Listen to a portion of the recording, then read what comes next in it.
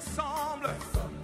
Il est le Dieu de gloire, élevé dans les cieux. Personne n'est comme lui. Personne n'est comme lui. Personne n'est comme lui. Personne n'est comme lui. Personne n'est comme lui. Personne n'est comme lui. Personne n'est comme lui. Voici, il vient. Au son de la trompette, chez vos chalets, brillant comme le soleil. Élève la voix, comme c'est le jubilé. Radio Sion, dansez. Voici, il vient. Il est là pour toi, il est là pour toi. Le Seigneur est là pour nous. Amen. Le Seigneur va faire quelque chose pour toi ce matin. Est-ce que nous le croyons? Est-ce que quelqu'un a la foi aujourd'hui? Gloire au Seigneur. Si nous avons tous la foi, nous pouvons y aller. Je vous prie de vous asseoir. Que l'Éternel vous bénisse. Encore une immense joie d'être là avec vous, dans cette belle ville de Montévrain, et en ce jour ensoleillé. Puisse le Seigneur encore vous combler à travers sa parole aujourd'hui. Et j'espère être un canal de bénédiction pour quelqu'un aujourd'hui. Amen. Lorsque je préparais ce message, je me disais très sincèrement, il faut que nos vies changent. Amen. Et je crois que quelqu'un ici est en quête d'un changement. Est en quête d'un renouveau. Et souhaite passer d'un certain statut à un autre. Et je crois que nous aspirons tous à aller de progrès en progrès. Amen. Et nous aspirons tous à ce que nos vies changent. Nous voulons lire la parole de Dieu dans le livre d'Ésaïe. Donc dans certaines Bibles, le passage que je vous donne est dans Ésaïe 8, 23, mais dans d'autres traductions, elle se trouve dans Ésaïe 9, 1. Donc dans certaines traductions, c'est Ésaïe 8, 23 et Ésaïe 9, 1. Et dans d'autres traductions, c'est Ésaïe 9.1 et Ésaïe 9.2. Ça dépend de la traduction que vous avez de la Bible. Donc vous pourrez me suivre à travers la lecture et savoir quel est le découpage dans vos Bibles respectives. Lisons je lis au nom du Seigneur. Mais les ténèbres ne régneront pas toujours sur la terre, où il y a maintenant des angoisses. Si les temps passés ont couvert d'opprobre le pays de Zabulon et le pays de Nephtali, les temps à venir couvriront de gloire les contrées voisines de la mer, au-delà du Jourdain, le territoire des gentils. La Bible poursuit en disant ceci: le peuple qui marchait dans les ténèbres voit une grande lumière. Sur ceux qui habitaient le pays de l'ombre, de la mort, une lumière resplendit. Amen. Amen. Et le message d'aujourd'hui, c'est les ténèbres ne régneront pas toujours. Dis avec moi, les ténèbres ne régneront pas toujours. Dis à celui qui est à côté, les ténèbres ne régneront pas toujours. Dis-lui, le soleil apparaîtra. Bien aimé, il y a un temps pour tout dans la vie. Il y a un temps où les ténèbres arrivent, mais il y a un temps où les ténèbres aussi s'arrêtent. Amen. Et moi, je voudrais parler aujourd'hui des temps où les ténèbres s'arrêtent. Parce que moi, j'ai foi qu'il y a toujours un moment où le soleil apparaît, quelle que soit la durée de la nuit. Amen. Amen. Nous sommes dans ce passage, c'est une prophétie du prophète Ésaïe, et nous sommes dans une période sombre pour le royaume d'Israël. Les régions de Zabulon et de Nephtali, donc Zabulon et Nephtali, font partie des 12 tribus d'Israël. Et parmi ces 12 tribus, certaines tribus avaient des terres que l'on considérait comme des régions. Amen. Il y avait une des tribus, par contre, qui, elle, n'avait pas de terre. C'était la tribu de Lévi. Parce que les Lévites étaient affiliés simplement au temple. Et eux n'avaient pas une portion de terre qui leur était dédiée, si ce n'est le temple. Amen. Mais toutes les autres tribus avaient leur propre contrée, que l'on considérait comme des régions. Et à cette époque-là, la région de Zabulon et la région de Nephtali, situées au nord-est de la Galilée, à l'ouest du Jourdain, furent les premières qui avaient été ravagées par les armées assyriennes. Au moment où Ésaïe prophétise, les terres de Zabulon et de Nephtali sont en ruine, parce que le roi d'Assyrie est passé par là et a tout détruit sur son passage. Pire encore, il a pris la plupart des personnes qui habitaient ces contrées et il les a déportées vers la Syrie. Amen. Un moment où le territoire de Zabulon et de Nephtali pleure et passe des moments sombres et des moments difficiles. Et lorsque vous allez dans le livre de 2 Rois 15, verset 29, on nous parle de cette très triste histoire de guerre face aux Assyriens. La Bible dit du temps de Pékash, roi d'Israël, Tiglath-Pileser, roi d'Assyrie, vint et prit Ijon, Abel-Beth-Maka, Janoach, Kedesh, Hatzor, Galaad et Galilée, tout le pays de Nephtali, et il emmena captifs les habitants en Assyrie. Amen. Toutes ces villes que l'on cite se trouvent sur le territoire de Zabulon et de Nephtali. Et ces territoires sont en ruine. Imaginez-vous les dégâts que peut faire une guerre. Lorsqu'un roi tout-puissant, ou puissant, pardon, un grand roi, comme le roi d'Assyrie, décide de se lever seul contre 2 régions. Vous imaginez 2 poids, 2 mesures. Une région combattre contre un royaume. Vous imaginez combien le royaume ou la région a pu être dévastée et a pu être détruite par un royaume qui était bien plus puissant que lui. Amen. Vous imaginez combien les mères devaient pleurer à ce moment-là parce qu'on leur a arraché leurs enfants. Imaginez combien les pères devaient pleurer à ce moment-là parce que leur famille était détruite. Et imaginez combien de deuil il y devait y avoir dans cette période. Un moment sombre et un moment triste. Et vint Élie, le prophète, Ésaïe le prophète, qui se lève dans ces temps difficiles pour dire que même si les ténèbres sont là, le soleil apparaîtra. Ésaïe prophétise dans un moment où plus personne n'espère en rien, dans un moment où tout le monde est triste, et dans un moment où tout le monde est dans la défaite. Au-delà de la défaite militaire, il y a la défaite de voir des familles disloquées, la défaite de tout perdre. Amen. Amen. Les larmes, la douleur et la peine. Imaginez que les habitants de cette ville n'ont probablement pas voulu entendre Ésaïe le prophète prophétiser en disant: Ésaïe, comment peux-tu dire des choses et en nous parlant de la lumière qui va apparaître, en nous disant que notre territoire qui est aujourd'hui couvert d'opprobre sera couvert de gloire. Comment peux-tu dire ça alors que nous sommes tristes? Amen. Pour un moment, quelqu'un lui a dit: Ésaïe, tais-toi.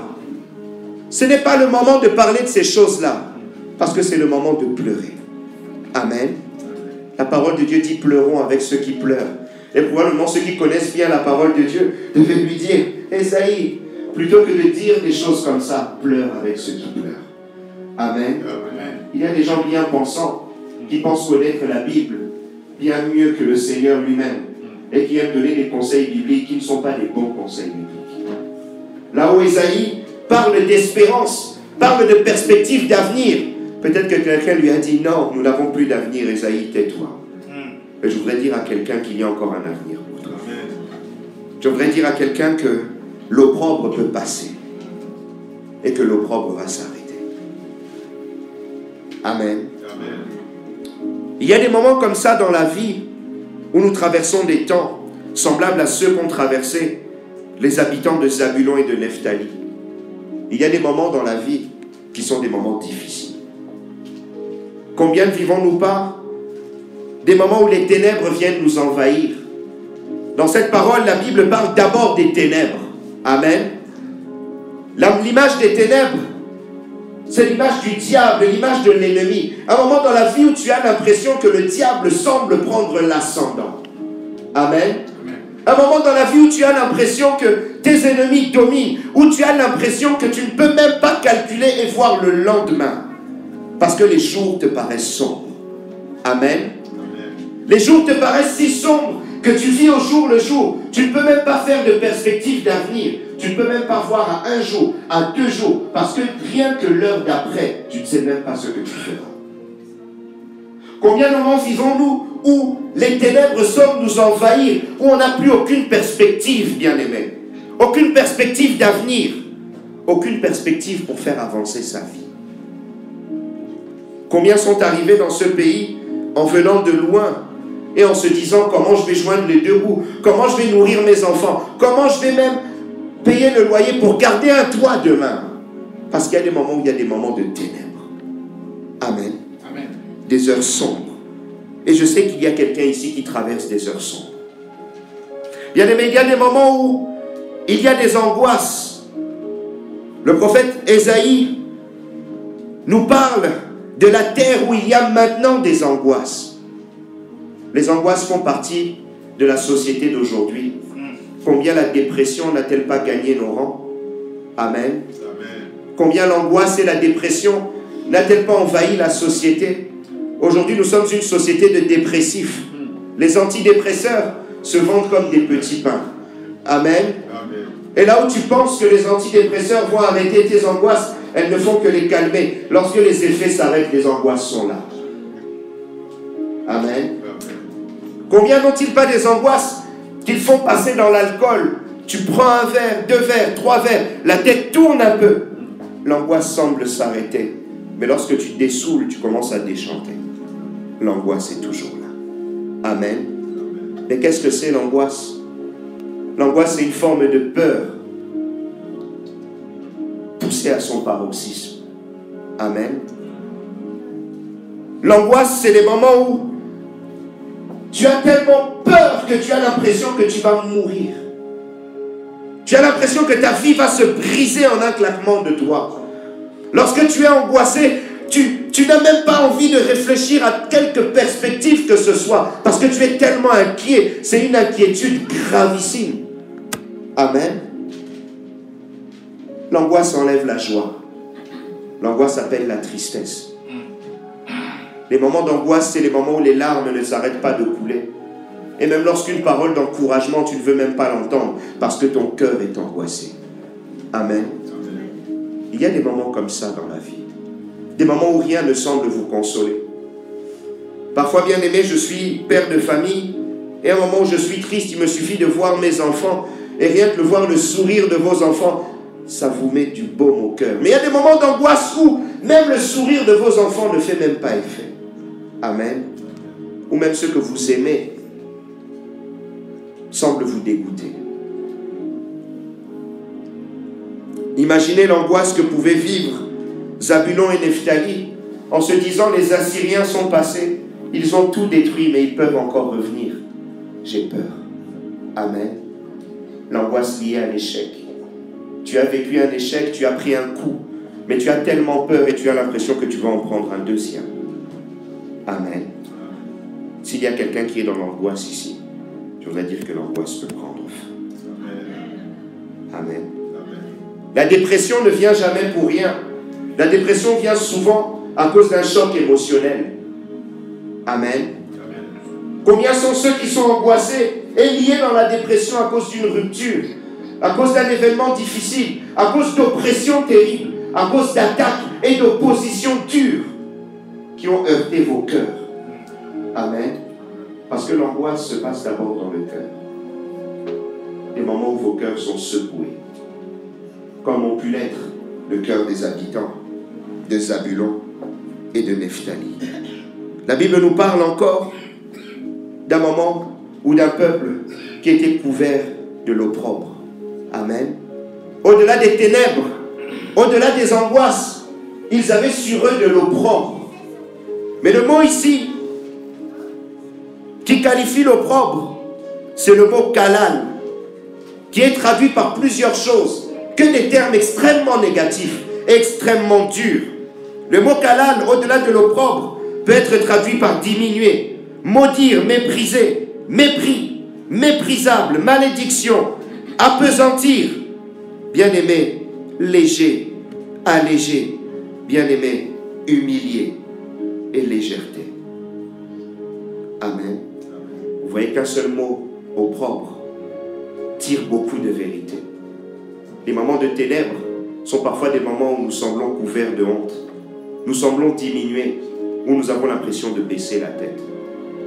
Amen. Il y a des moments dans la vie où les choses sont tellement difficiles que tu sembles comme maudit, diminué, où tu as l'impression, tu demandes même au pasteur, mais pasteur, prie pour moi, parce que j'ai l'impression que je n'ai jamais été délivré dans ma vie. Amen.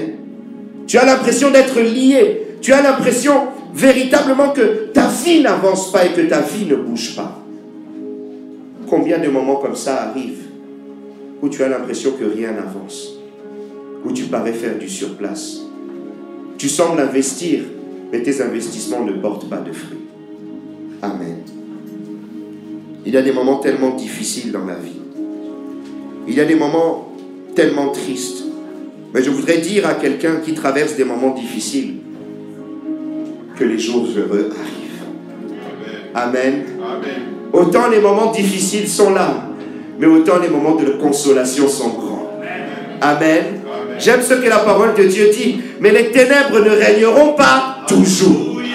Bien-aimé, le temps difficile que tu traverses ne régneront pas toujours. Bien-aimé, toute chose a une fin. Même les épreuves ont une fin. Même les douleurs ont une fin. Même la peine a une fin. Amen.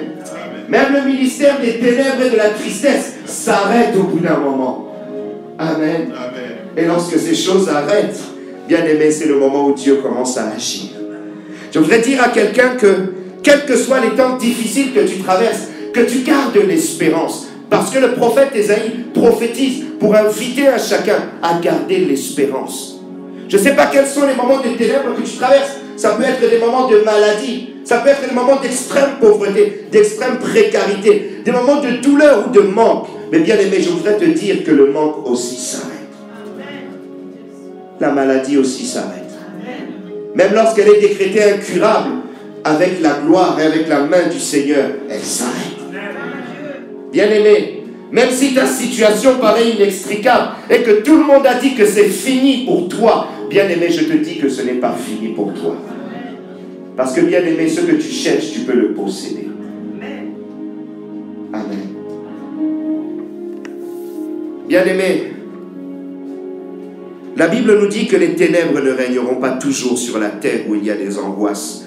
Et la Bible nous dit encore, si les temps passés ont couvert d'opprobre le pays de Zabulon et de Nephtali, les temps à venir couvriront de gloire la contrée voisine de la mer et au-delà même du Jourdain, le territoire des gentils.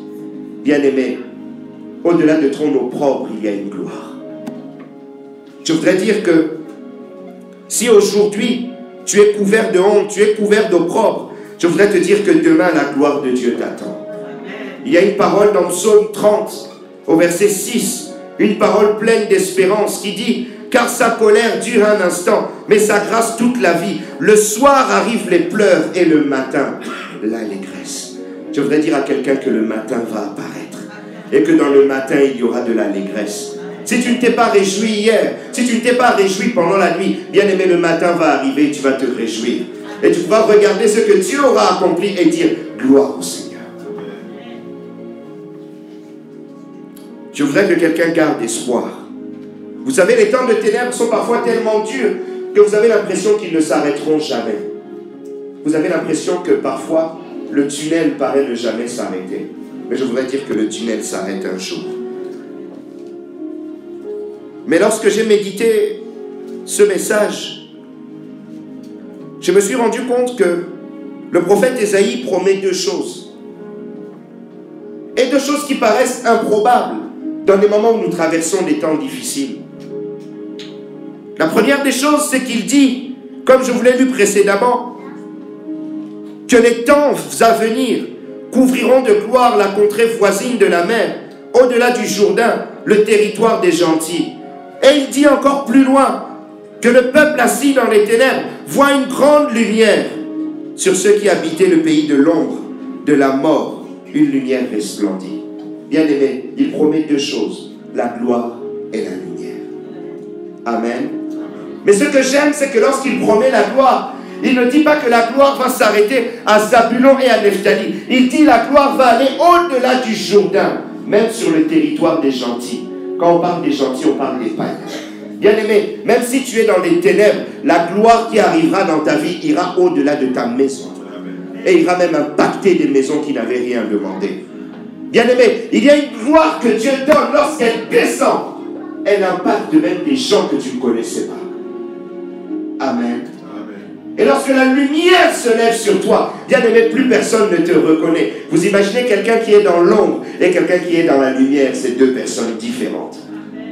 Bien-aimé, lorsque tu es dans l'ombre, on paraît même ne même pas te connaître, mais lorsque tu es à la lumière, on voit très clairement tes traits. Ça veut dire que lorsque la lumière du Seigneur arrive, bien-aimé, tu es dans la distinction. Les gens te connaissent. Amen. Et là où on connaissait quelqu'un qui était dans les ténèbres et dans l'ombre, qu'on n'avait pas envie d'approcher, lorsque tu es dans la lumière, tout le monde veut venir près de toi. Amen. Parce que la lumière appelle la lumière. Et bien aimé, lorsque quelqu'un est dans les ténèbres, il veut aller à côté de quelqu'un qui est éclairé. Et bien aimé, lorsque le Seigneur t'éclaire, tu attires du monde. Est-ce que quelqu'un le croit aujourd'hui? Mais la question que je me suis posée en méditant tout ce passage, c'est comment le Seigneur opère. Comment le Seigneur travaille pour nous faire passer de temps difficiles vers des moments de gloire et des moments éclairés. Comment le Seigneur fait pour changer nos vies à ce point? Moi qui vous parle, je suis un témoignage et cette prophétie, je l'ai vécue dans ma vie. Amen. Je suis un témoignage vivant que cette prophétie est réalisable.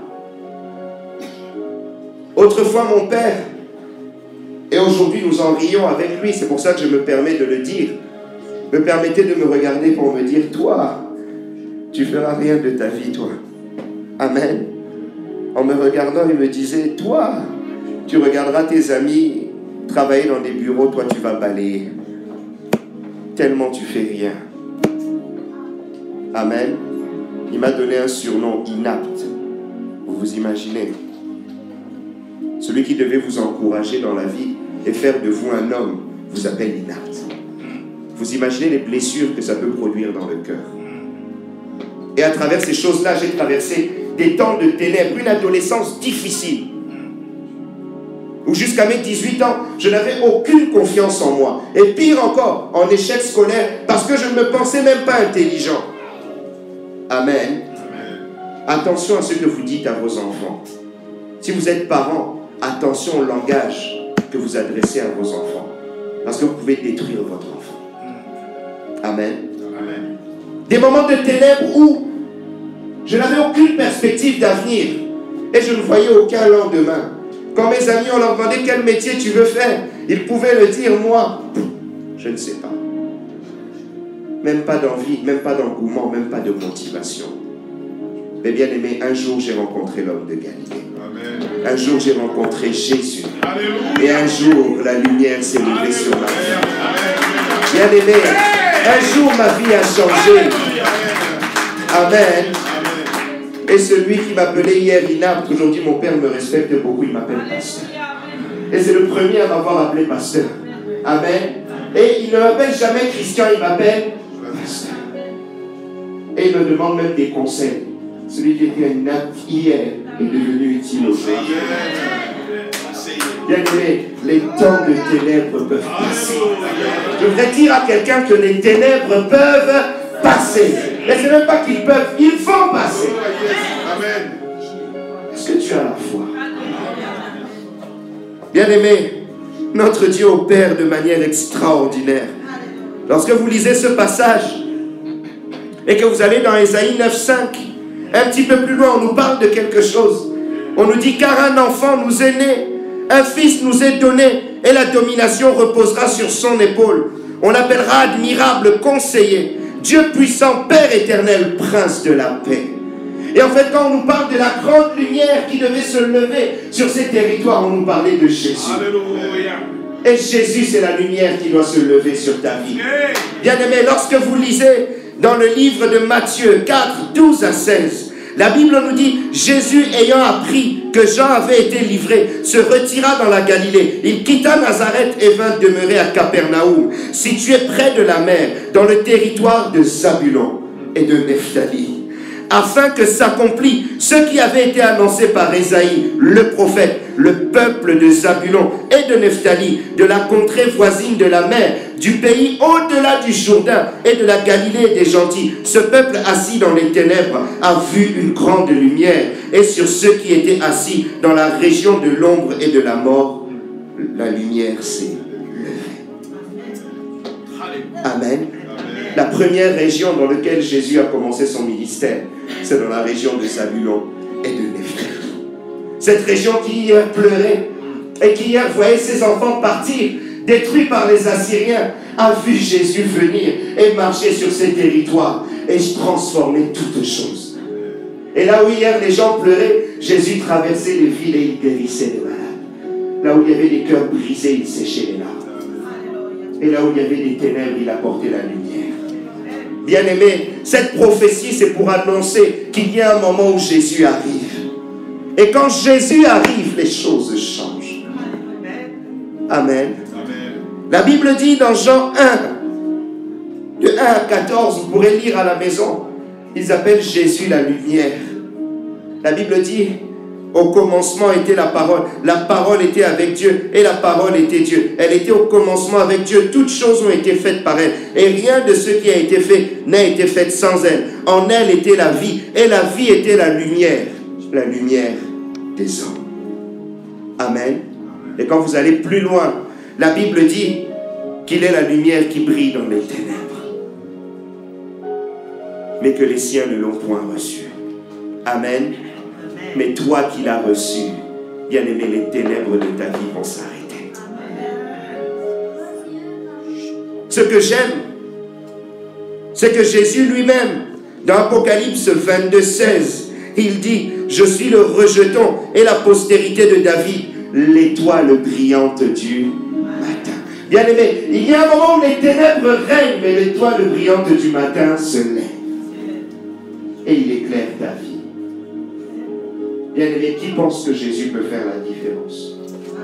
Qui pense que Jésus peut faire passer les ténèbres de ta vie?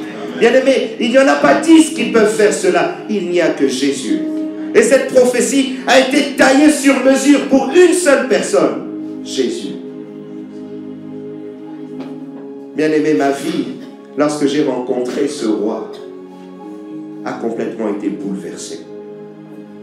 Bien-aimé, là où hier, je vous ai parlé des moments de ténèbres, la gloire de Dieu s'est levée sur moi.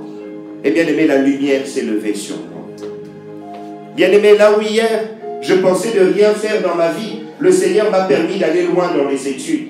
Et pire encore, le Seigneur m'a permis de trouver un emploi qui aujourd'hui me permet d'être la tête haute. Amen. Amen. Lorsque je parle à des gens avec qui me connaissent il y a longtemps et que je leur dis le métier que je fais, même ils font, oh, toi avec qui on était à l'école, et tu as, c'est la grâce de Dieu. Amen. Amen. Amen. Il y a des choses que je vis avec le Seigneur. C'est terrible. Même prêcher devant vous ici, quelle gloire. Bien-aimé, je ne pensais même pas un jour me lever et parler à qui que ce soit. Moi qu'on appelle inapte, je vais prêcher qui? Amen. Amen. À qui j'allais prêcher? Qui allait m'écouter? Rien que chez moi, on ne m'écoutait pas. Mais bien-aimé, la gloire de Dieu, lorsqu'elle se lève, les choses changent. Je voudrais dire à quelqu'un que ce que moi j'ai vécu, parce que là je ne vous parle pas simplement de paroles stériles ou abstraites, je vous parle d'un vécu, de mon témoignage personnel. Cette prédication, ce n'est pas seulement un message que le Seigneur a mis dans mon cœur, mais c'est aussi une application que lui-même a opérée dans ma vie. Moi qui ne pensais rien faire dans ma vie, à 26 ans, je me suis retrouvé un homme marié et avec la femme la plus merveilleuse au monde. Elle est là. Amen. Amen. Et avec qui nous avons 2 merveilleux enfants. Mais tout ça, je ne pensais pas un jour que la gloire de Dieu pouvait se lever sur moi. Et même qu'une fille comme ça pouvait me regarder. Amen. Amen. Quand je lui ai dit, Sandra, est-ce que... Elle a dit oui. Amen. Ça, c'est le Seigneur qui opère les choses comme ça. Je voudrais dire à quelqu'un qui est dans les ténèbres du célibat que ton mariage arrive. quelqu'un qui est dans les ténèbres de la maladie, que la maladie passe. Je voudrais dire à quelqu'un qui est dans les ténèbres du chômage, que le chômage passe. Quelqu'un qui est dans les ténèbres de la pauvreté, que la pauvreté passe. Mais une seule chose, croise l'homme de Galilée sur ton chemin et la lumière va arriver automatiquement pour changer ta vie. L'étoile brillante du matin. Est-ce que quelqu'un croit que l'étoile brillante du matin peut se lever dans sa vie? Quelqu'un croit à l'étoile brillante du matin? Bien-aimé, moi je vous ai dit que je vis déjà la gloire, mais ce n'est pas assez, j'ai encore besoin de plus. Je suis gourmand. Est-ce qu'il y a des gourmands ici? Des gourmands en Christ. Gloire au Seigneur. Nous voulons nous lever et nous voulons prier. Gloire à l'Éternel. Que Dieu vous bénisse.